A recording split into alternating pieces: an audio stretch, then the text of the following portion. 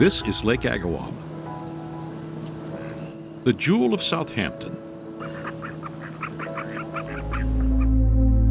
A hypoxic soup of toxic blue-green algae, the second most polluted lake in the state of New York. How did this happen to what was once a pristine freshwater lake carved by glacial meltwater during the Ice Age? In a sense, Lake Agawam's original beauty was its downfall. English settlers were drawn to the lake nearly 4 centuries ago, and development began. A village grew. A summer colony was established. Agawam was the centerpiece, offering the recreational delights of boating, swimming, and fishing. Captain Pyrrhus Concert provided languid aquatic transportation from the village center to the beach. But as the population grew, the jewel of Southampton began to tarnish. Human habitation brought with it landscaping and gardening and septic systems. Thousands and thousands of septic systems throughout the Agawam watershed. The watershed of Lake Agawam extends well north of Sunrise Highway. Thousands of homes contributing to the groundwater that then seeps slowly into Lake Agawam. Every rainstorm, every flush of a toilet launched a time bomb of nitrogen and phosphorus from fertilizers and waste that leached into the soil. Then the groundwater, which carried the perfect fuel for blue-green algae inexorably into the lake. These blue-green algae contain a toxin called microcystin. That's a gastrointestinal toxin, it's a known carcinogen, and it's very, very dangerous.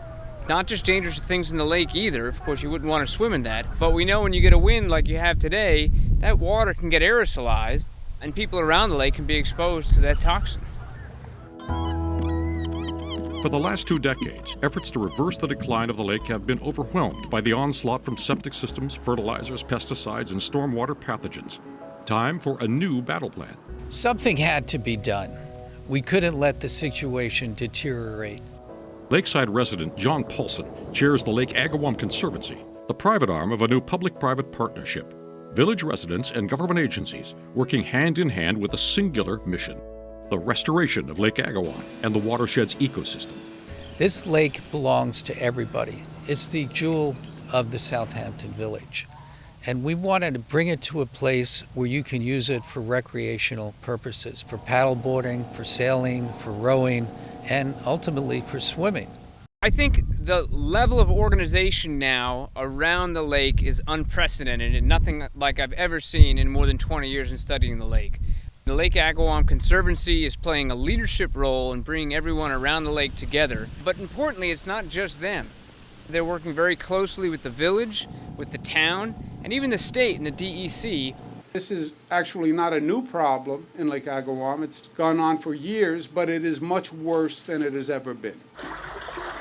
It's basically the recipient of all the insults that human development hurls at it all the time. If you reduce the stressors on this particular lake and other lakes there, nature has a wonderful way of healing itself. The Conservancy has done a wonderful job so far as educating people on reducing the nutrient load that goes into the lake. The Conservancy has already funded a number of important first steps in a comprehensive remediation plan designed by Dr. Christopher Gobler, Chair of Coastal Ecology and Conservation at Stony Brook University. The installation of a monitor buoy that continuously transmits water quality data to the Gobler Lab. A bioswale at the southern end of the lake to intercept stormwater runoff and pollutants. Seminars for landscapers and homeowners on best landscaping practices to produce beautiful lawns and gardens without chemical fertilizers and pesticides. How do you get away from the use of chemicals? The thing I learned is that you can. You can absolutely have a great landscape without chemicals. The installation of 42 bubblers to oxygenate the water and prevent stagnation.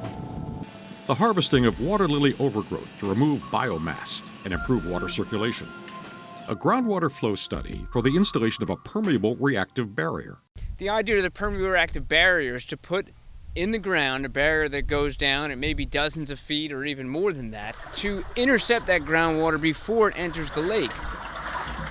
There are short-term management items we're taking on, things like an ultrasonic device to disrupt the blue-green algae, hydrogen peroxide to actually get rid of the blue-green algae, at least in the short term.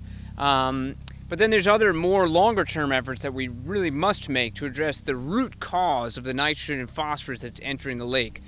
things like dredging the lake to get the sediments out that contain so much phosphorus and nitrogen, and addressing the septic systems around the lake. It's very important to upgrade septic systems in the watershed because all of the septic systems are actually the reason why the lake has deteriorated so much over time. And so if you were to apply for a rebate or a grant award that we have going through the town and also Suffolk County and the state, you could replace your septic system at virtually no cost. And that would be a huge benefit to this lake and the environment as a whole. Lake Agawam is a microcosm of a much larger global problem of environmental degradation. Stressed water bodies, contaminated groundwater. Agawam's restoration will not only help preserve our community, it will show others the way forward to a healthier, more beautiful environment. Clean water is not just an important topic for Southampton Village.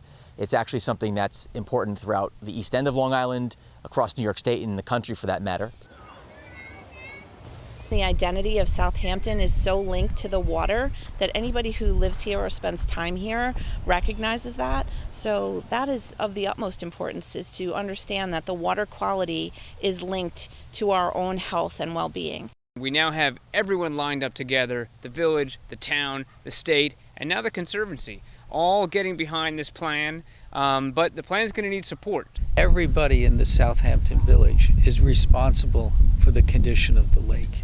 By each of us taking responsibility to use bio-friendly landscaping practices and ultimately to upgrade the septic systems, we are all part of the solution to improve Lake Agawam.